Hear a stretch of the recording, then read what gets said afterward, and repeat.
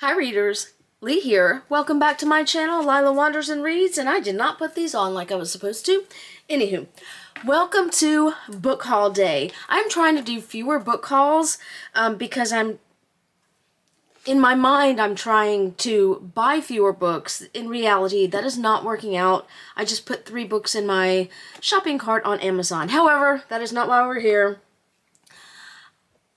I'm trying to do fewer book hauls, but this is a book haul I've been waiting to do, literally waiting to do. I wanted to do it 2 weeks ago. Most of these books I was able to get at my local Barnes & Noble, but I had to order, I think, 2. One of them came in no problem. The other one got lost, and when I tried to explain it to Barnes & Noble that something was wrong, the chat assistant online, which I'm not convinced is a human, said, oh well, it should arrive by Monday, the 18th. It did not arrive by Monday because the fucker was lost. So on the 19th, I got online with a different chat assistant, and they were like, hey, it looks like it's lost. I'm like, yeah. So they reordered it, and it showed up Friday. So that is what I've been waiting for. And of course, it was the one book that I really want to read next. Not next. I've got other books that I've got to get through first, but this is up there within the next 5 reads. So this book haul is the Mother Horror edition. Mother Horror, aka Sadie Hartman, is someone I follow on Instagram and on Patreon. She reads primarily horror, and for her Patreon members at a certain level, she's offered a new, like, not really a service, but it's kind of a fun thing for us to do where, you know, you raise your hand and volunteer, and she will ask you some questions, and then recommend some books for you to read. She recommended 7 for me. I don't know if it's 7 for everybody. I look at every one of her recommendations and add a lot to my wish list, but these are what she did for me, and for me it was 7. She asked me some questions. I gave her access to my Goodreads, view access to my Goodreads, and view access to my bookshelves, which are on. I found out that I could do that, so if you're ever curious, I found out I can share my bookshelves for read only, so you can see what I have and perhaps suggest something to read if you ever want to do that. It's a fun thing. Just let me know.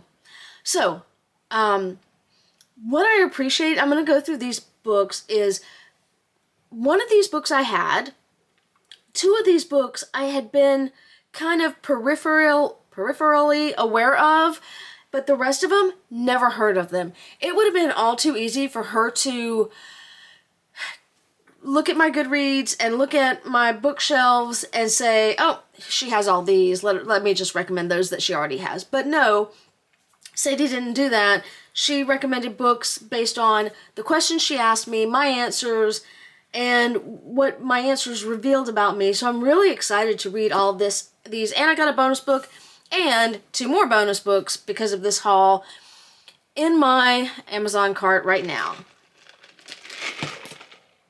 All I gotta say is thank God both of them weren't at Barnes & Noble, because I would have been at Barnes & Noble right now picking them up. Anywho, so let's get started. The first book is the book that was missing in action for a while, and that is Chloe Cates is Missing by Mandy McHugh. I have never read this book. Sadie recommended this to me because I like Monday's Not Coming. And by like, I mean I love Monday's Not Coming. It was fantastic. If you've not read it, highly recommend. In Chloe Cates is Missing, the 13-year-old star of the hit web series Cece and Me has disappeared, and nobody knows where she's gone. Least of all, ruthless momager Jennifer Scarborough, who has spent much of her daughter's young life crafting a child celebrity persona that is finally beginning to pay off. And in Chloe's absence, the faux fairy tale world that supported that persona begins to fracture, revealing secrets capable of reducing the dysfunctional Scarborough family to rubble. Anxious to find her daughter and preserve the life she's worked so hard to build, Jennifer turns to social media for help, but the hearsay, false claims, and salacious suspicions only multiply. As the search becomes as sensational as Chloe's series, missing persons detective Emelina Stone steps in, only to realize she has a connection to this case herself. Will she be able to stay objective and cut through the rumors to find the truth before it's too late? Told from multiple points of view, which I love, including Jennifer, Emelina, and pages from Chloe's lost diary. Chloe Cates is Missing is a suspenseful novel of a child pushed to the brink and of the troubled family that desperately needs her back. I'm currently finishing up a book, which hopefully tonight or tomorrow, that has taken me a little bit to read. Then I've got to read Bad Seed, which I said I'd read for Mother Horror's Patreon, and I thought I'd have already started it by now. Then I'm going to read Chloe Cates is Missing, almost for sure. Hopefully I'll get to this in November. But I'm really excited it finally came in. I didn't want to have to buy it from Amazon, but I was going to come home with it one way or the other. Next up is a book I was kind of, again, aware of. It'd been on the periphery of my vision, but I'd not thought to even buy it. That is Matthew Lyons' A Mask of Flies. Chuck Wendig calls it a white-knuckled ride.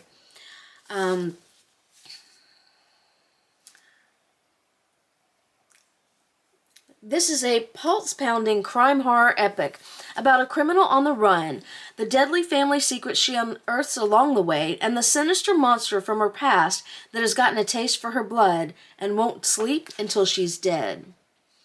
In the grisly aftermath of a botched bank heist, career criminal Anne Heller has no choice but to return to her family's cabin, a secluded shack in Colorado's San Luis Valley, and the site of her mother's untimely death. Along for the ride are Jessup, Anne's badly wounded partner, and Dutch, the police officer she's taken hostage. As they wait for help, Anne discovers strange relics from her mother's past and begins to unfold the mystery of her childhood at the cabin. Then Jessup goes missing, only to turn up dead. Anne and Dutch bury her friend, but that night he comes back and knocks at the cabin door. Not a dream, not a hallucination, but not exactly Jessup either. Something else, something wearing her friend's face, something hungry.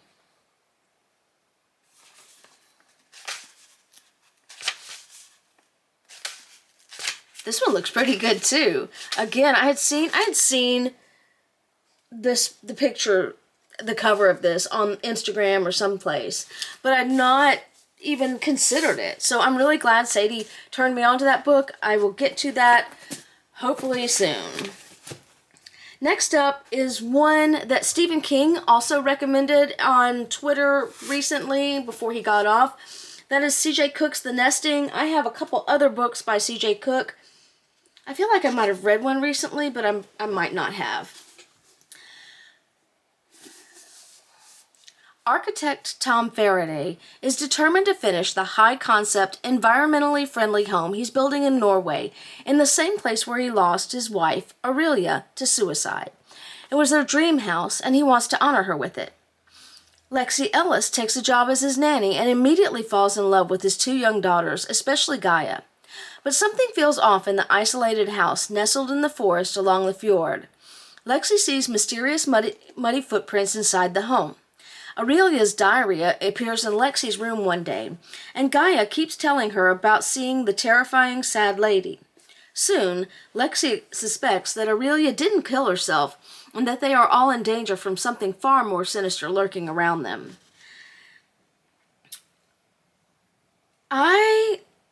Yes. Okay, I don't want to say anything about this, because it might be spoilery.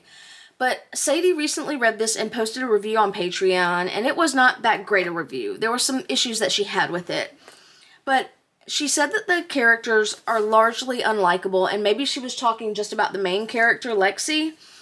But Lexi does something to me that Sadie talks about, and to me it's just brilliant. And I'm like kind of invested. I'm going to wait a little bit before I read this because I want to get away from that not so great review.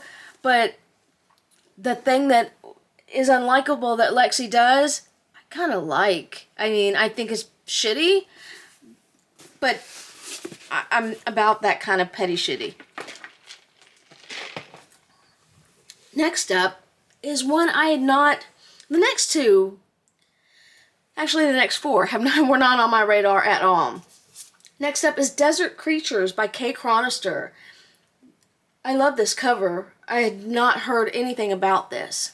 Beware the Vigilante Saints. Pursued through a desolate American Southwest by horrors both natural and all too human, young Magda and her father join a pilgrimage to the holy city of Las Vegas. There, vigilante saints reside, bright with the neon power Magdala hopes will heal her clubfoot. But one by one, her companions fall victim to an eerie, all-consuming sickness, leaving Magda to fend for herself. Years later, Magda is tired of waiting for her miracle. She turns her gaze to Las Vegas once more, taking an exiled Vegas priest hostage as her guide through the unsettling expanse of the desert and the hungry ambitions of men. Even as she nears the Holy Land, Magdala must choose survival or salvation. Did I call her Magda or Magdala this whole time? I don't know. I could have said both. This is kind of post-apocalyptic, and I have done some videos about post-apocalyptic fiction and apocalyptic fiction lately. This is interesting.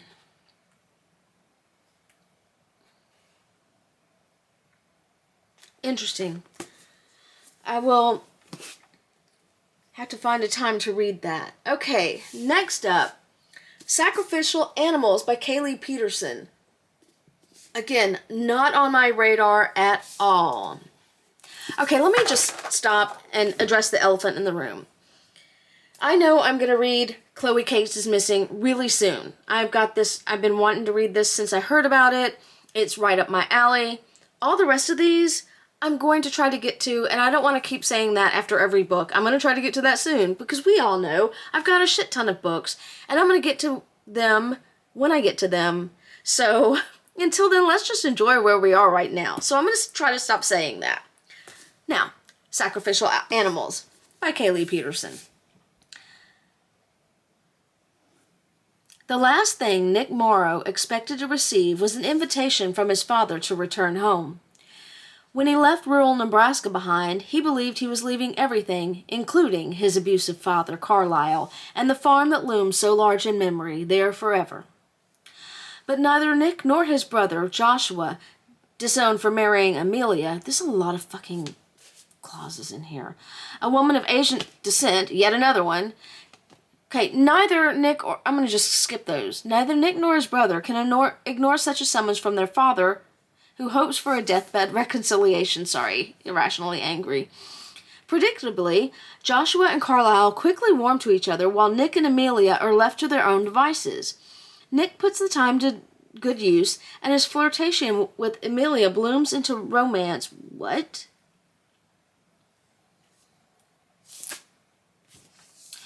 I'm sorry, I need to go back and read what Sadie said about this.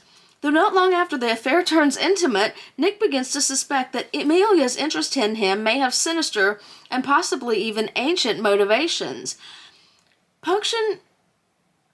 Punctuated by scenes from... I'm so confused right now.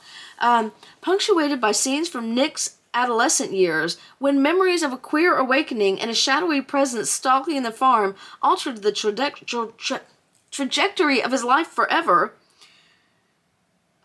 Sacrificial Animals explores the violent legacy of inherited trauma and the total collapse of a family in its wake. Kailee Pederson writes haunting, unsettling spec fiction.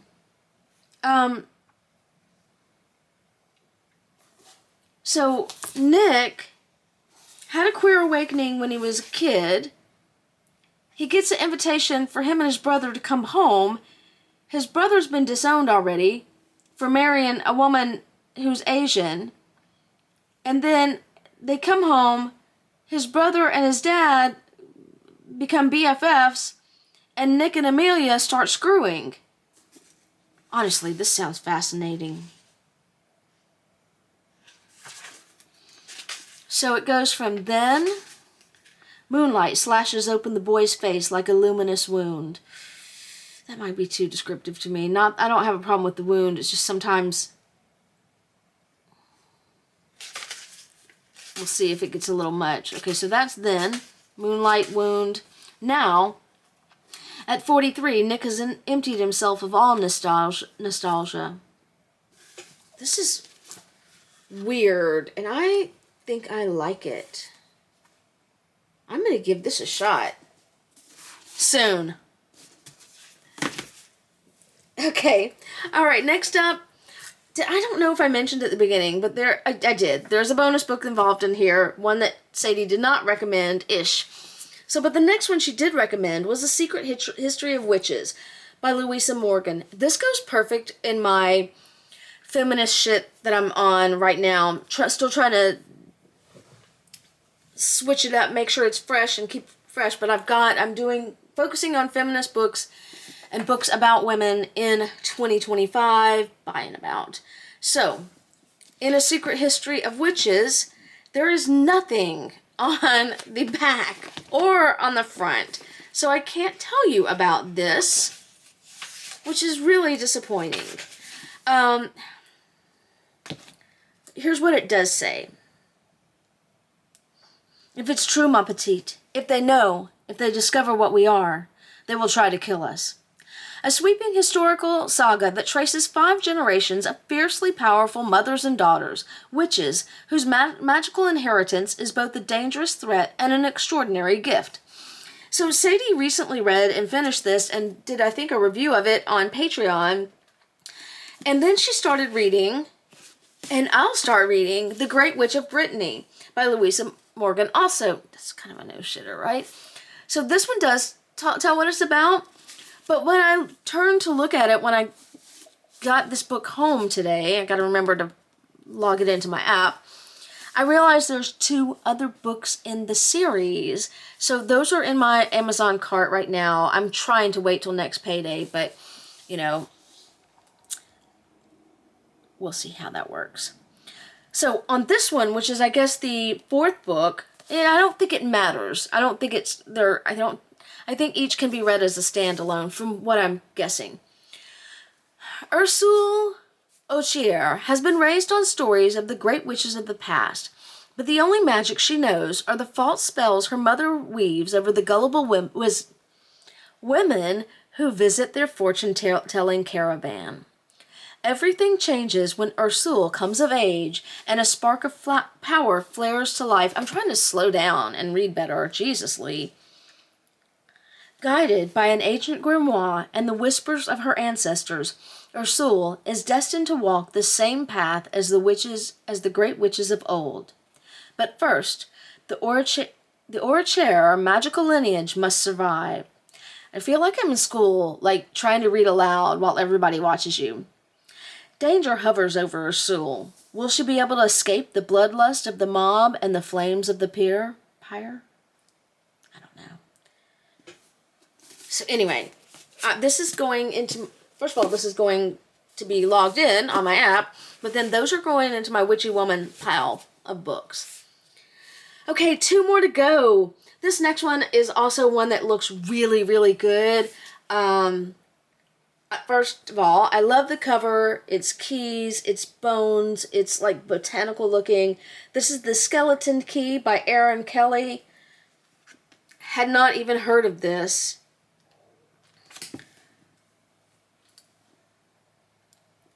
One book, one family divided, one deadly reunion. 50 years ago, Frank Churcher wrote the book that would make his family's fortune and ruin their lives. The Golden Bones was written as a fairy tale and treasure map, but it quickly turned into a dangerous obsession for a cult of readers, desperate to find the final piece of the puzzle. The Churchers were torn apart by the fame it brought them, and after a terrifying attack, Frank's daughter, Nell, became a recluse. With the family reunited to mark the anniversary of publication, Frank has one last surprise in store. It's finally time to reveal the location of the missing treasure. But some secrets are meant to stay buried. God, I can't believe I did not know about this. This sounds fantastic, right? Set in your England, which I love. she talks in the author's note about a favorite picture book and how that inspired this, I think. Prologue. We all have a before and after, a watershed moment that changes the direction of our lives and forms who we are. For the lucky ones, the experience is positive. A child, a relationship, a job. For others, it's divorce, bereavement, the narrow escape from accident or illness. Mine starts in GCSE French. Not saying it, not saying it. Finally, the last book she recommended is one I had seen on social media because who could miss this cover? It's wild, it's wonderful. I actually am surprised I didn't buy it for the cover alone. I love the green, I love the eye, the fire, the spider, the roots. I love that there is probably more that I'm missing, but let's see. Model Home by Rivers Solomon. I've not read anything by them before. Don't look at it. Sorry, I'm trying to tell myself not to look at their other books that they have published. The three Maxwell siblings have kept their distance from the lily-white gated enclave outside Dallas where they grew up. It wasn't being the only black kids in the neighborhood that pushed the children to flee, but rather the strange and inexplicable things that began to happen in the house as soon as they moved in. Was it some cosmic trial? A demonic rite of passage into the upper class? Whatever it was, the Maxwells, steered by their formidable mother, stayed put, unwilling to abandon their home, terrors and trauma be damned. As adults, the siblings finally got away from the horrors of home, leaving their parents alone in the house. But when news of their parents' deaths arrives, Esri is forced to return to Texas with their sisters, Eve and Emmanuel, to reckon with the family's past and present and to find out what happened while they were away. Sadie recommended this to me because I read and loved How to Sell a Haunted House. I loved that book, despite it being out there in some, actually kind of because of that, but also mainly because of the relationship between the siblings. At the very beginning of How to Sell a Haunted House, the main character and her brother tie up in the front yard in front of the movers over some paperwork or something like that. And from that instant, I was hooked. It reminded me so much of me and my sister. And I can only hope that Model Home will have that kind of sibling relationship. Let's see how it starts. Maybe my mother is God, and that's why nothing I do pleases her. Maybe my mother is God, and that's why, even though she's never once saved me, I keep praying that this time she will. I'm Chava in the garden, freshly aware of my nakedness. Can't let mother see what lowly thing I've become. I like this. Okay. So I've got 4 books on the read real soon pile, and I'm sure that will change as it does. But Chloe Cates is Missing is Model Home sounds pretty good too. Anywho, so I was really excited to do this book haul. This will air Wednesday, right before Thanksgiving. I hope everyone has a happy Thanksgiving. I am staying home for reasons I would have told you about yesterday on my weekend books. And I have ordered some stuff from the fresh market to reheat and then have leftovers all weekend long. So hopefully I can get my kitchen cleaned and not have to cook anything except for reheating. So anywho, happy Thanksgiving. Thank you as always for watching, and thank you for sticking with me on this journey. Happy reading.